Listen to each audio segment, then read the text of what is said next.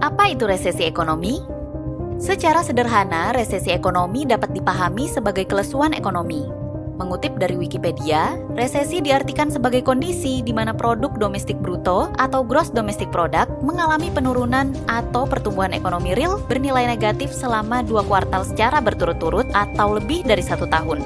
Sesuai dengan namanya yang berarti kelesuan atau kemerosotan, resesi mengakibatkan penurunan secara simultan pada setiap aktivitas di sektor ekonomi. Sebut saja lapangan kerja, investasi, dan juga keuntungan perusahaan.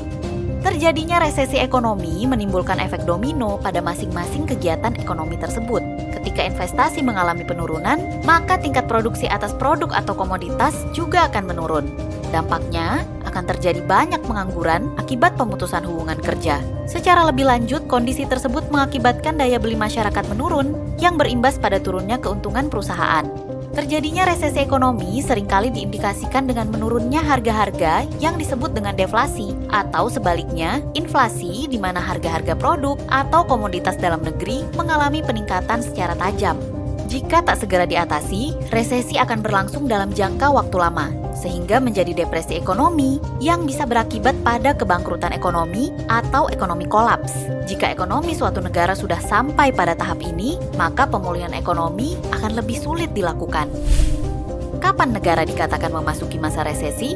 Suatu negara dikatakan memasuki masa resesi apabila muncul beberapa indikator berikut. Terjadi ketidakseimbangan antara produksi dengan konsumsi. Pertumbuhan ekonomi lambat bahkan merosot selama 2 kuartal berturut-turut. Nilai impor jauh lebih besar dari nilai ekspor, terjadi inflasi atau deflasi yang tinggi, dan tingkat pengangguran yang tinggi.